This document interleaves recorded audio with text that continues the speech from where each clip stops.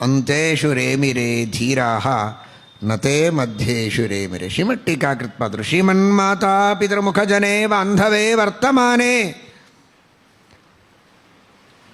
ತಂದೆ ಪ್ರೀತಿಯಿಂದ ನೋಡಿಕೊಳ್ಳುವ ತಾಯಿ, ಮದುವೆಯಾಗಿದೆ ಮಡದಿ, ಬೇಕಾದಷ್ಟು ವೈಭವ, ರಾಜ್ಯ, ಆಳು ಮನುಷ್ಯರು, ಸೈನಿಕರು, ಭೂಮಿ ಇದೆ, ಹೇಳಿದ ಮಾತನ್ನು ಕೇಳುವ ಪ್ರಜೆಗಳಿದ್ದಾರೆ, ಒಳ್ಳೆ ತಾರುಣ್ಯ ಇದೆ. ಇಷ್ಟೆಲ್ಲ ಇದ್ದರೂ ಕೂಡ ನ್ಯಸ್ತಾಶೇಷ ಯತಿರಯಮಭೂತ್ ಶೈವಲೋಕೇ ವಿರಕ್ತಿ. ಅದು ವಿರಕ್ತಿ ಅಂತ ಛಲಾರಿ ಆಚಾರ್ಯರು ಕೊಂಡಾಡ್ತಾರೆ. ಅಂತಹ ಅದ್ಭುತವಾದ ವೈರಾಗ್ಯ ಇವತ್ತು ಶ್ರೀಮದಾನಂದ ತೀರ್ಥ ಭಗವತ್ಪಾದಾಚಾರ್ಯರು ಗ್ರಂಥಗಳ ರಚನೆಯನ್ನು ಮಾಡಿದ್ದಾರೆ. 37 ಗ್ರಂಥಗಳನ್ನು ರಚನೆ ಮಾಡಿಕೊಟ್ಟು ಪರಮಾನುಗ್ರಹ ಮಾಡಿದ್ದಾರೆ, ಪರಮೋಪಕಾರ ಮಾಡಿದ್ದಾರೆ. ಆದರೆ ಆ ಗ್ರಂಥಗಳ ನಿಜವಾದ ಭಾವವನ್ನು ತಿಳಿದು, ಅದರ ಮರ್ಮವನ್ನು ತಿಳಿದು ನಾವು ಉದ್ಧಾರ ಹೊಂದಬೇಕು. ಆನಂದ ತೀರ್ಥೋಪದಿಷ್ಟೋ ನಿಧಿರ್ನಾರಾಯಣ ಹ್ವಯ ಪ್ರದರ್ಶಿತೋ ಏನ ಸಮ್ಯಕ್ ಜಯತೀರ್ಥಂ ತಮಾಶ್ರಯೇ. ನಾರಾಯಣನೆಂಬ ನಿಧಿಯನ್ನೇ ಕೊಟ್ಟಿದ್ದಾರೆ ಶ್ರೀಮದಾಚಾರ್ಯರು ನಮಗೆ. ಅಂಥ ಇಂಥ ನಿಧಿ ಅಲ್ಲ ಅದು, ಅನಂತ ಕಾಲದವರೆಗೂ ಕರಗದ ನಿಧಿ. ಯಾವತ್ತಿಗೂ ನಮ್ಮನ್ನು ಕೈಬಿಡದ ನಿಧಿ. ಬೇಕಾದಾಗ ತೋಡಿ ತೆಗೆದು ಮಾರಿ ಉಪಯೋಗಿಸಬೇಕಾದ ನಿಧಿ ಅಲ್ಲ. ನಮಗೆ ಬೇಕಾದಾಗ ತಾನೇ ಒದಗಿ ಬರುವ ನಿಧಿ. ನಮಗೇನು ಬೇಕು ಅನ್ನುವುದೇ ಗೊತ್ತಿಲ್ಲದೆ ಇರುವಾಗ ಗೊತ್ತು ಮಾಡಿಕೊಡುವ ನಿಧಿ. ಅಂತಹ ನಿಧಿ ನಾರಾಯಣನೆಂಬ ನಿಧಿ. ಅದನ್ನು ಕೊಟ್ಟವರು ಶ್ರೀಮದಾಚಾರ್ಯರು.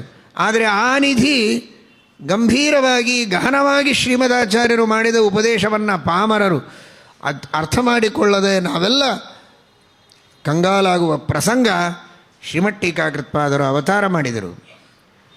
ಶ್ರೀಮದಾಚಾರ್ಯರ ಮುಖ ಕಮಲದಿಂದಲೇ ಶಾಸ್ತ್ರವನ್ನು ಶ್ರವಣ ಮಾಡಿದರು. ಸಂಪೂರ್ಣ ಸರ್ವಮೂಲ ಗ್ರಂಥಗಳನ್ನು ಶ್ರೀಮದಾನಂದ ತೀರ್ಥರ ಮುಖದಿಂದ ಶ್ರವಣ ಮಾಡಿದರು. ಎತ್ತಾಗಿ ಶ್ರವಣ ಮಾಡಿದರು. ಶ್ರೀಮದಾಚಾರ್ಯರಿಂದ ಪೂರ್ಣ ಅನುಗ್ರಹವನ್ನು ಪಡೆದರು.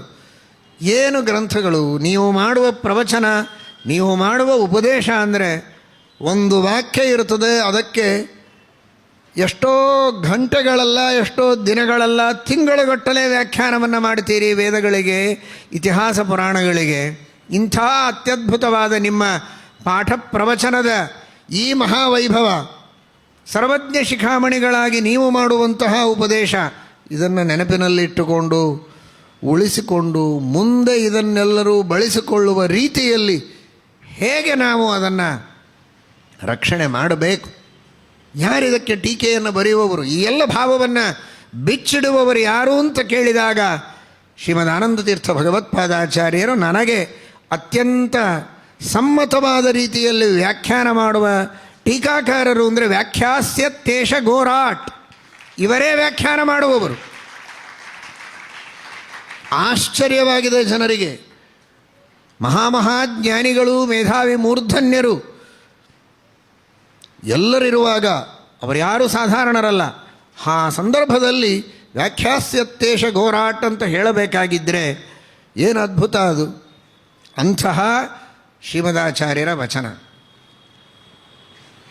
ದೊಡ್ಡವರ ವಚನದ ಬಲದಿಂದ ಏನೆಲ್ಲ ಆಗತ್ತೆ ಅಂತನ್ನುವುದಕ್ಕೆ ಶ್ರೀಮಠ್ ಟೀಕಾಕೃತ್ಪಾದರಂತಹ ಅತ್ಯಂತ ಜ್ವಲಂತವಾದ ನಿದರ್ಶನ. ಶ್ರೀಮದಾಚಾರ್ಯರ ಒಂದೇ ಒಂದು ವಚನ, ವ್ಯಾಖ್ಯಾಸ್ಯ ತೇಷ ಘೋರಾಟ್. ದೊಡ್ಡವರ ವಚನ ಎಷ್ಟು ಕಾರ್ಯ ಮಾಡಿಸ್ತದೆ ಅಂತ ತಿಳಿದುಕೊಳ್ಳಿ.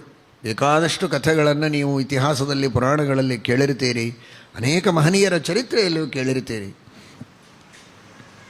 ಒಂದೇ ಒಂದು ವಚನ. ವಚನ ಅಂದರೆ ಏನದು ವಚನ? ಶ್ರೀಮದಾಚಾರ್ಯರ ವಚನ ಅಂದರೆ ಏನು? ನನ್ನ ಅನಿಸಿಕೆ ಅಂತ ಹೇಳುವವರ ಅವರು, ನನ್ನ ಭಾವನೆ ಅಂತ ಹೇಳುವಂತಹ ಒಬ್ಬ ಸಾಮಾನ್ಯ ವ್ಯಕ್ತಿಯ, ಅವರು ಸರ್ವಾಂತರ್ಯಾಮಿಗಳು, ಸರ್ವಪ್ರೇರಕರು, ಇಂದ್ರಿಯಗಳಿಗೂ ಮನಸ್ಸಿಗೂ ಬುದ್ಧಿಗೂ ಸಾಕ್ಷಿಗೂ ಪ್ರೇರಕರಾದ ಮಹಾನುಭಾವರು ಶ್ರೀಮದಾಚಾರ್ಯರು. ಅಂಥ ಶ್ರೀಮದಾಚಾರ್ಯರು ವ್ಯಾಖ್ಯಾಸ್ಯತ್ಯೇಷ ಘೋರಾಟ ಅಂದರೆ ಒಳಗೆ ಕುಳಿತು ಅವರೇ ಬರೆಸ್ತಾರೆ.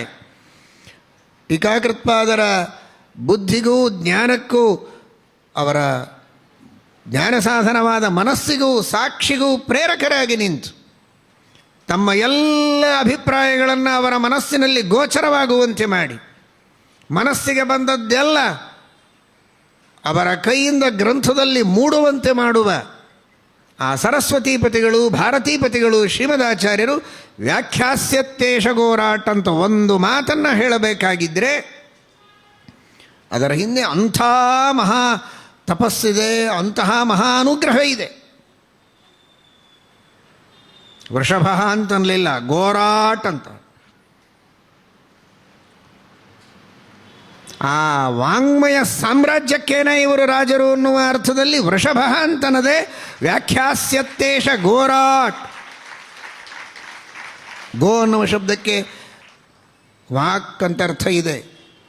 ಅಂತಹ ವಾಂಗ್ಮಯ ಸಾಮ್ರಾಜ್ಯದ ರಾಜರಾಗಿ ಅಧಿಪತಿಗಳಾಗಿ ಇವರು ನಿಲ್ತಾರೆ ಅಂತ ಹೇಳಿದರೆ ಆ ಮಾತು ಎಷ್ಟೆಲ್ಲ ಕೆಲಸ ಮಾಡಿತು ಅಂದರೆ ಶ್ರೀಮನ್ಮಾತಾ ಪಿತೃಮುಖಜನೇ ಬಾಂಧವೇ ವರ್ತಮಾನೇ ಇಷ್ಟೆಲ್ಲ ಇದ್ದರೂ ಅದು ಯಾವುದೂ ಬೇಡ ಅಂತ ಅಂತೇಶು ರೇಮಿರೇ ಧೀರಾಹ ನತೆ ಮಧ್ಯೇಶು ರೇಮಿರೇ.